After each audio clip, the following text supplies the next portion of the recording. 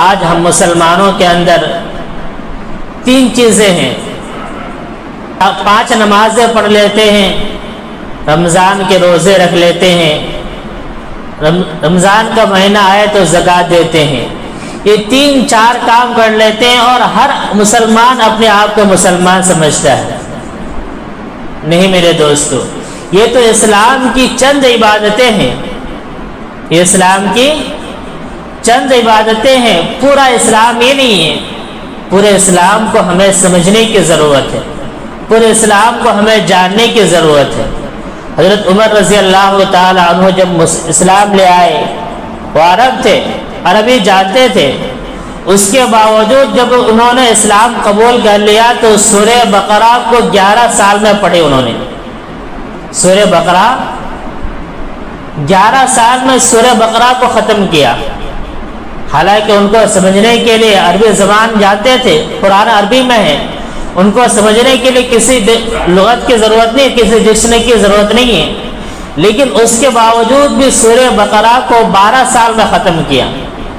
اس کی وجہ یہ ہے کہ ایک آیت کو پڑھتے تھے، اپنی زندگی کے اندر اس کو لاتے تھے، پھر دوسری آیت پڑھتے تھے، جو حکم بتایا گیا اس کو اپنی زندگی کے اندر لاتے تھے. اس طرح پوری آیتوں کو اپنی زندگی کے اندر لے کر آئے اور مکمل اسلام قبول کر مکمل مسلمان بن کر کے لوگوں کو دکھایا.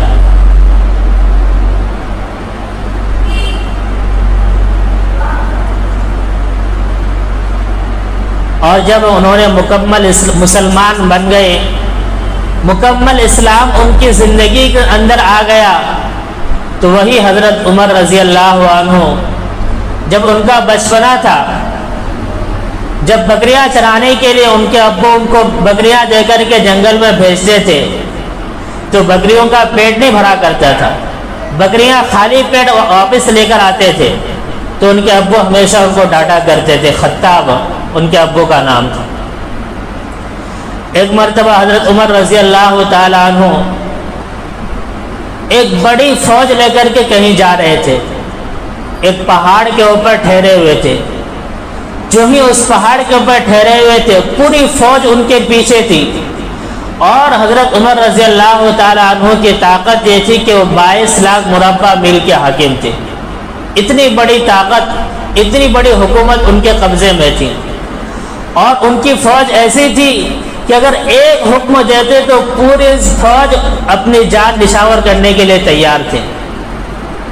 تو حضرت عمر رضی اللہ تعالیٰ عنہ اس پہاڑ کے اوپر چڑھے، اور جو ہی پہاڑ کے اوپر چڑھے تو پہاڑ پر چڑھ کر کے رونے لگے. لوگوں نے کہا کہ عمر، آپ کو کس بات کا خطرہ ہے؟ آپ کس بات سے ڈر رہے ہیں؟ پوری فوج آپ کے پاس ہے، پوری دنیا آپ کے قبضے میں ہے، ہر آدمی آپ پر اپنی جان قربان کرنے کے لیے تیار، آپ کس چیز سے ڈر رہے ہیں؟ تو انہوں نے کہا میں کسی چیز سے ڈرتا نہیں ہوں. ایک واقعہ یاد آ گیا، اس واقعے کو یاد کر کے رو رہا ہوں. یہی وہ پہاڑ ہے جس پہاڑ پر میں اپنے بچپن میں بکریاں چرانے کے لیے لایا کرتا تھا. اس پہاڑ کے آس پاس میں بکریاں چرانے کے لیے لایا کرتا تھا، لیکن میری بکریاں کبھی پیٹ بھر کر کے گھر واپس نہیں جاتی تھی. میرے ابو ہمیشہ مجھے ڈانٹا کرتے تھے اور کہتے تھے عمر، تجھ سے یہ چند بکریاں چرانا نہیں آتا تو اپنی زندگی کے اندر کیا کرے گا؟ تجھ سے یہ چند بکریاں پیٹ نہیں بھر پا رہی ہے تو اپنی زندگی کس طرح گزارے گا؟ جب میں نے اسلام قبول کر لیا، اللہ تعالیٰ نے مجھے وہ شان عطا فرمائی کہ 22 لاکھ مربع میل کے لوگوں کو چلا رہا ہوں. اللہ تعالیٰ نے وہ شان عطا فرمائی کہ 22 لاکھ مربع میل کے اندر جتنے سارے لوگ ہیں، سارے لوگ میرے حکم کے اوپر چل رہے ہیں. کہ میں چند بکریاں چرانا مجھے نہیں آتا تھا، چند بکریاں چلانا مجھے نہیں آتا تھا، آج میں اتنے لوگوں کو چلا رہا ہوں. یہ اللہ رب العزت نے مجھے اسلام کی وجہ سے عطا فرمایا. اس لیے میرے بھائیوں، اگر ہم سچ مچ مسلمان بن جائیں گے تو ہماری زندگی کے اندر بڑی تبدیلی آئے گی. آج ہماری زندگی اتنی کمزور ہے، ہماری طاقت اتنی کمزور ہے کہ گاؤں تو چھوڑو، اپنے گھر کے ہماری بات نہیں چلتی. ہمارا حکم نہیں چلتا۔ وہ بچے جن کے لیے ہم 24 گھنٹے محنت کرتے ہیں، جب ان کو کوئی بات کہتے ہیں وہ لوگ ہماری بات ماننے کے لیے تیار نہیں، ان کے اوپر ہمارا حکم نہیں چلتا، وہ ہمارے قبضے میں نہیں ہے۔ اس کی وجہ یہ ہے کہ ہم نے اسلام کو چھوڑ دیا ہے، اسلام کے احکامات کو چھوڑ دیا ہے۔ اس کی وجہ سے ہماری باتوں کے اندر طاقت نہیں ہے، ہماری باتوں کے اندر پاور نہیں ہے۔ حضرت عمر رضی اللہ تعالی عنہ کے بارے میں آتا ہے، یہ دنیا جو ہم دیکھ رہے ہیں، انسان جو بنایا گیا وہ 4 چیزوں سے بنایا گیا ہے، آگ، پانی، ہوا اور مٹی۔ ان 4 چیزوں سے انسان کو بنایا گیا ہے، آگ، پانی، ہوا اور مٹی۔ تو حضرت عمر رضی اللہ تعالی عنہ ان 4 چیزوں پر حکومت کرتے تھے، آگ پر بھی حکومت کرتے تھے، مٹی پر بھی ان کی حکومت چلتی تھی، ہوا پر بھی ان کا حکم چلتا تھا، ہر چیز پر ان کا حکم چلتا تھا۔ چنانچہ ایک مرتبہ انہوں نے ایک لشکر بھیجا، اور اس لشکر کا کمانڈر تھا ساریہ بن زنیم رضی اللہ تعالیٰ عنہ۔ جب وہ لشکر لڑنے کے لیے جا رہا تھا تو وہاں ایک بڑا میدان تھا، اور اس میدان کے پاس ایک پہاڑ تھا۔ لڑتے لڑتے شام ہو گئی، تو جو ان کے خلاف لوگ تھے انہوں نے ایک پلاننگ بنائی، اور پلاننگ یہ بنائی کہ وہ لوگ اس پہاڑ کے اوپر چڑھ گئے۔ یہ لوگ اس پہاڑ کی طرف آ رہے تھے، اور اوپر وہ لوگ اس پہاڑ کے اوپر چڑھے ہوئے تھے۔ اب اگر وہ لوگ اور قریب آتے تو یہ لوگ پہاڑ کے اوپر سے ان پر تیر برسا دیتے، اور یہ لوگ وہیں پہ مر جاتے تھے۔ اور یہ واقعہ اس وقت پیش آ رہا تھا جب حضرت عمر رضی اللہ تعالیٰ عنہ جمعے کے دن ممبر کے اوپر خطبہ دے رہے تھے۔ حضرت عمر رضی اللہ تعالیٰ عنہ اتنے بڑے آدمی، اتنے بڑے صحابی، ان کو اللہ تعالیٰ کی طرف سے یہ بات دل کے اندر آئی کہ جو میں نے لشکر بھیجا وہ لشکر خطرے میں ہے، اب یہ پیغام پہنچاؤں تو کس کے ذریعے پہنچاؤں؟ اس زمانے میں موبائل نہیں ہوا کرتا تھا، لوگ خط کے ذریعے اپنی بات پہنچایا کرتے تھے۔ انہوں نے سوچا کہ اگر میں خط کے ذریعے یہاں بھیجوں گا تب تک وہ لوگ مر چکے ہوں گے، تب تک وہ لوگ ہلاک ہو چکے ہوں گے۔ چنانچہ انہوں نے اللہ تعالیٰ سے دعا کی، اور اللہ تعالیٰ سے یہ دعا کی، اللہ میں نے جو لشکر کا کمانڈر ہے اس کو ایک پیغام پہنچانا چاہ رہا ہوں، اے اللہ میری بات کے اندر یہ طاقت دے، اور ہوا کو یہ حکم دے کہ میری بات وہ حضرت ساریہ بن زنیم رضی اللہ تعالیٰ عنہ تک پہنچا دے۔ چنانچہ حضرت عمر رضی اللہ تعالیٰ عنہ نے ممبر پر کھڑے ہو کر کے یہ کہا، یا ساریہ الجبل، یا ساریہ الجبل، یا ساریہ الجبل۔ حضرت عمر رضی اللہ تعالیٰ عنہ نے ممبر پر کھڑے ہو کر کے یہ بات کہی، اللہ تعالیٰ نے ہوا کو حکم دیا، ہوا نے اللہ تعالیٰ کے حکم سے وہ پیغام ساریہ بن زنیم رضی اللہ تعالیٰ عنہ تک پہنچا دیا۔ چنانچہ حضرت ساریہ بن زنیم رضی اللہ تعالیٰ عنہ جو پہاڑ کے قریب آ رہے تھے پہاڑ سے دور ہو گئے، اور وہ لوگ حملہ نہیں کر پائے۔ میرے دوستو، اللہ تعالیٰ نے ان کو وہ طاقت عطا فرمائی اور اتنا پاور عطا فرمایا کہ ہوا بھی ان کے بعد ان تک پہنچایا کرتی تھی۔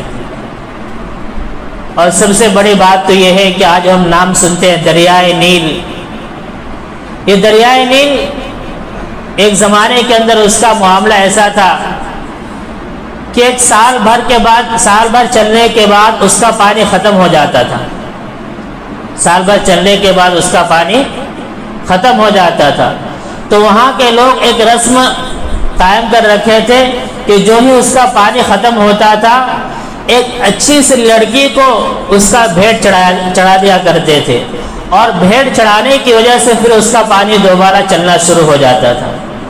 جب حضرت عمر رضی اللہ تعالیٰ عنہ کے حکم سے حضرت عبداللہ بن عمرو بن العاص رضی اللہ تعالیٰ عنہ نے مصر کو فتح کیا، اور انہوں نے وہاں کے لوگوں کے اندر یہ رسم دیکھی کہ وہاں کا پانی خشک ہو جاتا ہے، تو وہ لوگ ایک لڑکی کو اس دریا کا بھیٹ چڑھاتے ہیں، پھر وہ دریا دوبارہ چلنا شروع ہو جاتا ہے۔ انہوں نے دیکھا کہ ایک انسان کی جان کو اس کی وجہ سے خطرے میں ڈالا جا رہا ہے، اسلام کبھی اس کی اجازت نہیں دیتا۔ چنانچہ انہوں نے لوگوں کی اس رسم کو بند کر دیا اور کہا کہ جب تک یہاں پہ اسلام کی حکومت رہے گی ایسا کبھی یہ رسم کبھی جاری نہیں ہو سکتی ہے۔ چنانچہ اس رسم کو بند کر دیا گیا، لیکن اس رسم کو بند کرنے کی وجہ سے پانی دوبارہ شروع نہیں ہوا، دریا اور خشک ہوتا رہا، یہاں تک کہ لوگ پانی پینے کے لیے مجبور ہو گئے۔ جو کھیتوں کے اندر پانی پہنچتا تھا، کھیت پانی نہ پہنچنے کی وجہ سے سوکھنے لگا اور لوگ وہاں سے دوسری جگہ جانے لگے۔ تو حضرت عبداللہ ابن عمرو ابن العاص رضی اللہ تعالیٰ عنہ نے حضرت عمر کو پیغام لکھا اور کہا کہ عمر، یہاں ایک رسم تھی، میں نے اس رسم کو بند کر دیا، لیکن اس رسم کو بند کرنے کی وجہ سے دریا خشک ہونے جا رہا ہے، یہاں کے لوگ اس گاؤں کو چھوڑ کر کے دوسری جگہ جا رہے ہیں۔ تو حضرت عمر رضی اللہ تعالیٰ عنہ نے خط لکھا اور خط لکھ کر کے کہا کہ اس خط کے اندر ایک پرچی ہے، وہ پرچی اس دریا کے اندر ڈال دینا، بسم اللہ پڑھ کے ڈال دینا، وہ دریا دوبارہ چلنا شروع ہو جائے گا۔ چنانچہ جب وہ خط حضرت عبداللہ ابن عمرو ابن العاص رضی اللہ تعالیٰ عنہ کو پہنچا اور انہوں نے جو چٹھی تھی اس خط کے اندر، وہ چٹھی اس دریا کے اندر ڈال دی، وہ دریا چلنا شروع ہو گیا اور اتنے سال ہو گئے آج تک وہ دریا کبھی خشک نہیں ہوا، آج تک وہ دریا کبھی خشک نہیں ہوا۔ حضرت عمر رضی اللہ تعالیٰ عنہ کوئی فرشتہ نہیں تھے، کوئی جن نہیں تھے، بلکہ عام انسانوں کی طرح ایک انسان تھے، لیکن اللہ تعالیٰ نے ان کو یہ طاقت عطا فرمائی، یہ قوت عطا فرمائی۔ اس کی وجہ یہی تھی کہ انہوں نے ایک ایک حکم کو اپنی زندگی کے اندر لے کر آئے، ایک ایک چیز کو اپنی زندگی کے اندر لانا شروع کیا، تبھی وہ مکمل مسلمان بن گئے، اور جب مکمل مسلمان بن گئے تو پوری دنیا ان کی حکومت میں تھی۔ ضرورت ہے آج کہ ہم اپنی زندگی کو بدلنے کی کوشش کریں، نمازوں کا اہتمام کرنے کی کوشش کریں، اللہ تعالیٰ سے دعائیں بھی کرے کہ اللہ اب تک جو غفلت والی زندگی گزر گئی، اب ہمیں اپنی زندگی کو بدلنے کی توفیق عطا فرما۔ اللہ تعالیٰ سے دعائیں بھی کرے اور کوششیں بھی کرے، انشاءاللہ ہماری زندگی کے اندر تبدیلی آئے گی۔